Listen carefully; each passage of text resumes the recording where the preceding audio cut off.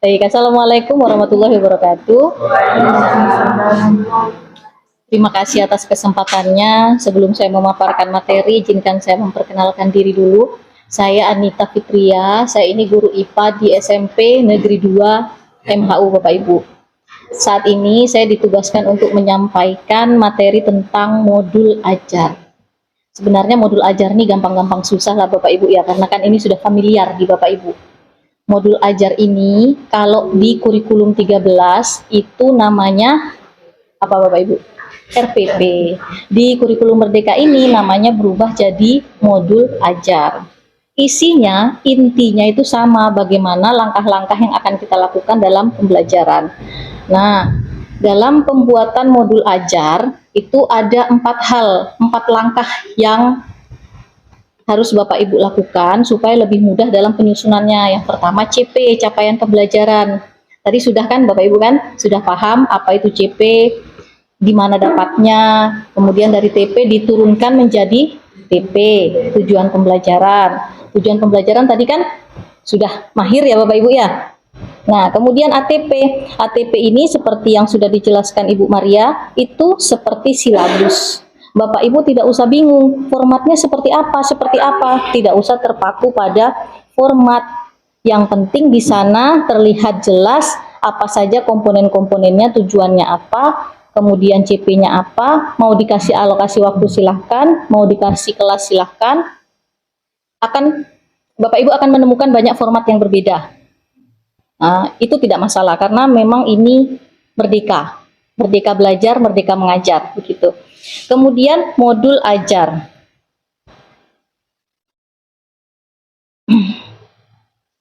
Modul ajar ini, komponen-komponen yang harus ada di modul ajar itu ada 3. Ada informasi umum, sama kan seperti RPP Bapak Ibu ya. Informasi umum kan ada. Informasi umum ini berisi identitas penulis, seperti biasa, identitas sekolah, profil pelajar Pancasila. Nah, di sana Bapak Ibu harus dimasukkan kira-kira karakter apa yang mau Bapak Ibu bentuk di materi itu. Profil pelajar Pancasila seperti tadi ada mandiri, gotong royong. Boleh dituliskan semua, boleh. Kalau itu semua ada dalam materi itu, boleh dipilih sesuai dengan materinya. Kemudian sarana dan prasarana, target peserta didik ini untuk kelas berapa, sarana dan prasarana ini alat dan bahan yang digunakan. Kemudian model pembelajarannya seperti biasa, Bapak Ibu mau pakai inquiry learning, apa mau pakai discovery learning, apa mau pakai metode konvensional ceramah, bebas, Bapak Ibu cantumkan di modul ajar. Kemudian ada informasi inti, tujuan pembelajaran. Tadi kan sudah buat tujuan pembelajaran, jadi tinggal copy paste ke modul ajar. Ada pemahaman bermakna, pertanyaan pemantik, kegiatan pembelajaran seperti biasa di RPP. Kemudian ada asesmen ini penilaian dan pengayaan dan remedial. Kemudian yang ketiga ada lampiran. Lampiran di sini ada LKPD atau lembar kerja atau worksheet, kemudian daftar materi bacaan, dan juga daftar pustaka. Sekali lagi saya sampaikan, format ini tidak baku. Jadi bebas mau menggunakan format yang mana. Kalau nanti Bapak Ibu menemukan contoh-contoh modul ajar di PMM yang bervariasi, tidak usah bingung. Oh ini begini. Oh saya dapat pelatihan dari dinas seperti ini. Oh saya dapat pelatihan di pengimbasan SMP 2 MHU seperti ini. Tidak usah bingung. Bebas saja mau menggunakan yang mana. Yang penting di sana tujuannya jelas, kemudian kegiatan langkah-langkahnya jelas, asesmen yang digunakan jelas, metodenya jelas, itu sudah cukup untuk modul ajar Bapak Ibu. Nah, jadi jangan dibuat pusing, jangan dibuat bingung. Kemudian ini contoh, salah satu contoh modul ajar. Saya tampilkan yang paling sederhana dulu Bapak Ibu. Ini modul ajar yang saya buat dulu ketika awal kurikulum Merdeka diterapkan di SMP Negeri 2 MHU. Jadi ini modul belajar saya ketika saya belajar membuat modul ajar.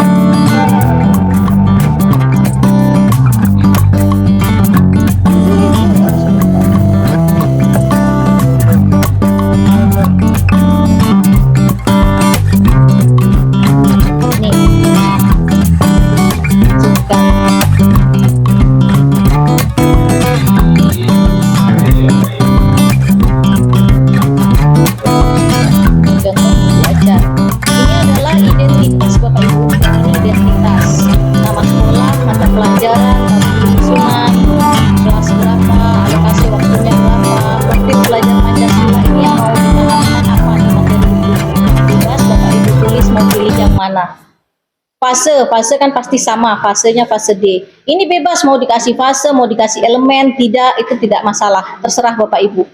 Kemudian tujuan pembelajaran. Ini tujuan pembelajaran yang paling sederhana yang saya buat. Tidak berdasarkan taksonomi Bloom yang tadi disampaikan Ibu Rini. Jadi, kalau Bapak Ibu mau buat yang dengan taksonomi Bloom, lebih bagus, lebih mantap. Tapi kalau membuat tujuan pembelajaran yang biasa pun tidak masalah di kurikulum Merdeka, begitu.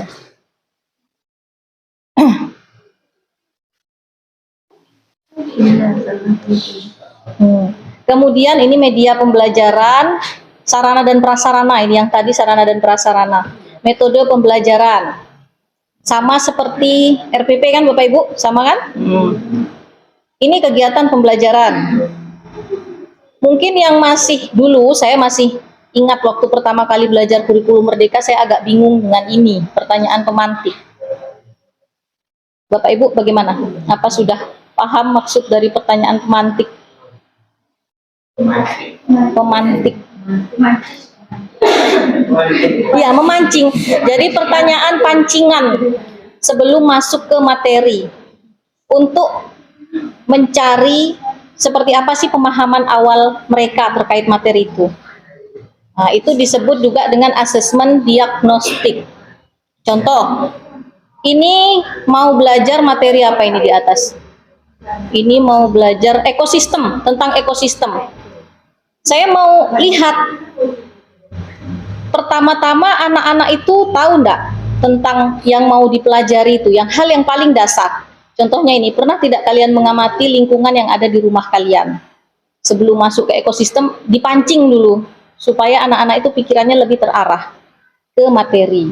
Kemudian apa saja yang kalian temui di sana? Apakah yang dimaksud dengan ekosistem?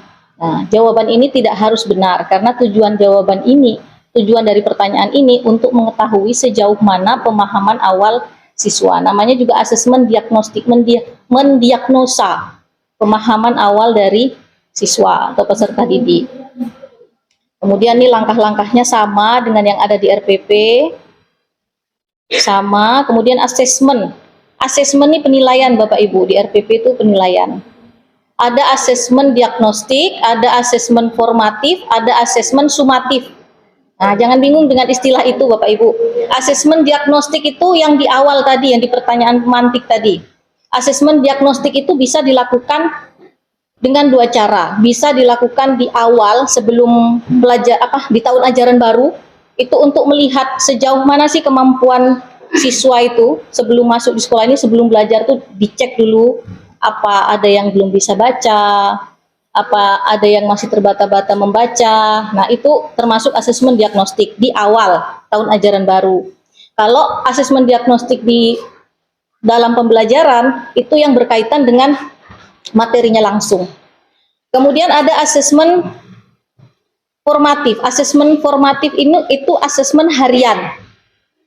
Asesmen harian seperti ulangan harian, seperti kuis-kuis harian, itu masuk asesmen formatif.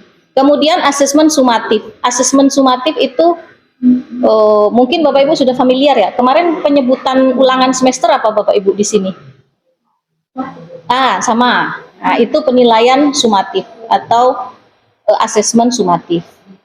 Ini adalah rubriknya, tidak jauh berbeda dengan RPP. Nah, itu terkait dengan modul ajar. Kalau Bapak Ibu mau mencari referensi modul ajar supaya lebih mudah, Bapak Ibu bisa cari di PMM. Apa sudah familiar dengan PMM Bapak Ibu? Sudah? PMM itu platform Merdeka Mengajar. Jadi di sana banyak sekali perangkat-perangkat segala macam mata pelajaran. Siapa yang membuat? Guru-guru seluruh Indonesia. Yang dimana beliau sudah membuat modul dibagikan di PMM. Beliau sudah membuat bukan hanya modul, macam-macam. Mulai dari CP, ATP, TP pun itu project. Nah, itu juga ada. Terus kemudian ide-ide praktikum misalkan. Nah, di situ juga banyak. Jadi sayang kalau Bapak Ibu tidak mengakses PMM itu, karena itu memudahkan menurut saya. Seperti itu. Mungkin itu saja materi terkait modul ajar. Apakah ada pertanyaan? Bukan kan PMM. PMM.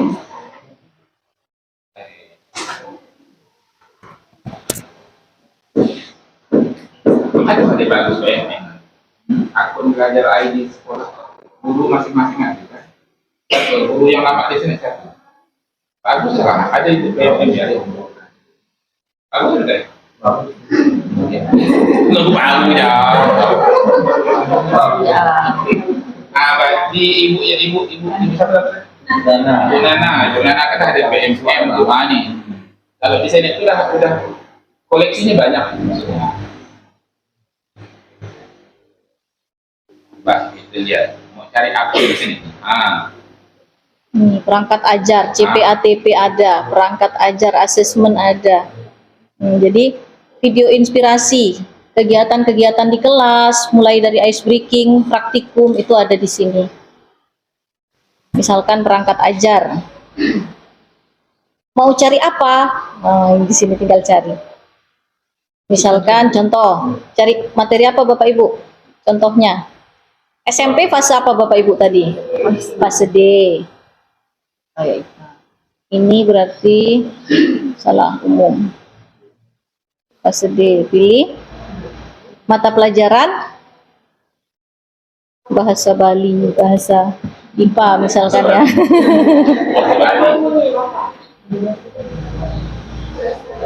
Cari materi spesifik. Apa Bapak Ibu? Mana guru IPA-nya yang mana Bapak Ibu? Oh ya. Materi apa Bu? Materi apa Bu? Organ reproduksi. Kalau ngajar materi ini hati-hati Bu ya. Takut praktek muridnya Bu Itu yang bahaya.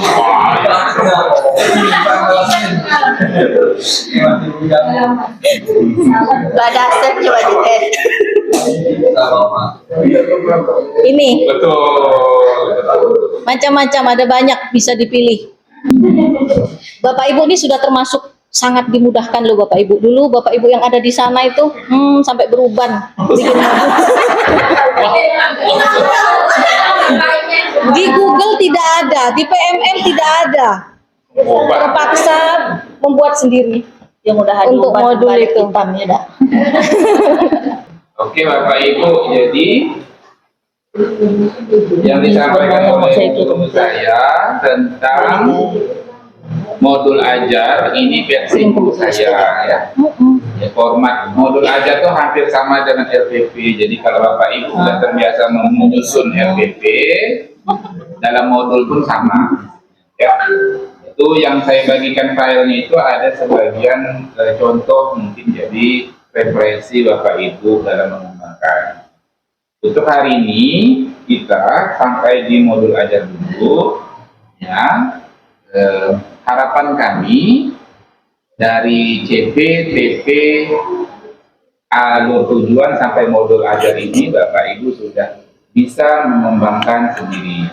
Nah, guru-guru kami ini, guru-guru saya ini udah terbiasa menyusun sendiri. Mengapa? Karena dibuka dulu pun tak ada barangnya. Nah, jadi mereka ini menyusun versi mereka, gitu Bapak Ibu. Kalau Bapak Ibu sekarang tinggal buka di Google, di PMM, banyak kan. Ya, iya Bapak Ibu. Tapi di TikTok pun ada ya Bu. Bayangkan. Kalau dulu itu jangan mau di TikTok, di Google tuh ngetik modul ajar, munculnya modul buku kuliah putih. Yang skripsi lain lah munculnya kan. Nah, seperti itu. Jadi kita lihat dulu. Sampai di sini ada mau ditanyakan Bapak Ibu. Bukakan Word kosong Bu. Word kosong. Ini Bu modul bab bahasa. Bebas. Per bab per pertemuan boleh. Bukan ekosistem Bu. Iya, satu semester kan banyak bahasa. Iya betul. Jadi itu saya buatnya per pertemuan. Iya. Sudah Pak. Oke. Ibu tulis refleksi kegiatan. Hari pertama. Refleksi kegiatan hari pertama. dikasih sebagai target, memberikan pelajaran sebagai target. Nah, pertanyaannya Bu, Bapak Ibu yang jawab ya. Pertanyaannya, apa yang sudah didapat dari kegiatan hari ini? Silakan Pak Ibu. Bagus ini. Jangan bagus, macamnya Ibu cek kali. Bu Nur, apa yang sudah didapat dari kegiatan sesi pertama ini? Oke. Pertama dapat menyusun.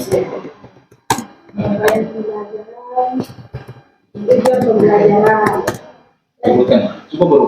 Dari mana dulu? Dari mana dulu? Dari CP, capaian pembelajaran, tujuan pembelajaran, alur tujuan pembelajaran, dan modul. Ya, Oke. Udah terus tahu ya? Udah tahu artinya nih. Oke, ada lagi? Ada tambahan? Ibu Wakapur. Wakapur Pulau.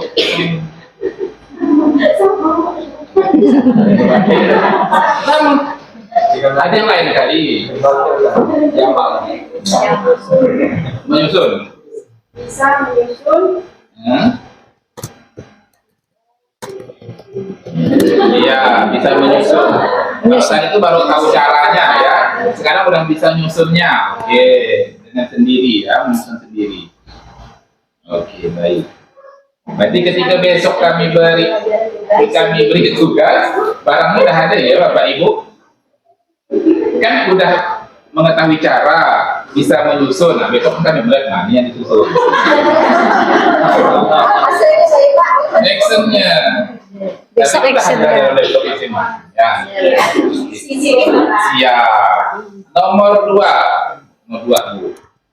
Nomor 2. Apa hal unik yang Bapak Ibu dapatkan hari ini? Hal unik atau yang menarik dari kegiatan ini? Dari Bapak-Bapak yang Bapak PKN. Tukang mulut Pak Firdaus. Apa menurut Bapak yang unik dari kegiatan kita ini? Apa menurut Bapak? Yang unik dan kami penerapan dan sibuk kumpul.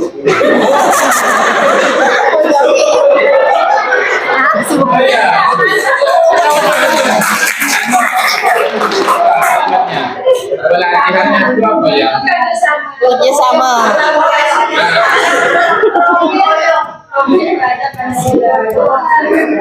Berkumpul ya. Berkolaborasi yang aktif ya. Iya. Oke, dikeranjapkan ya. Atau apa pun dikeranjapkan. Oke. Nah, udah dua dulu refleksinya Pak Ibu. Menurut Bapak Ibu yang kami keranjapkan ini bagus atau tidak? Ya. Kami tanya loh, kalau memang tidak bagus, kan berarti besok tidak kami keranjap.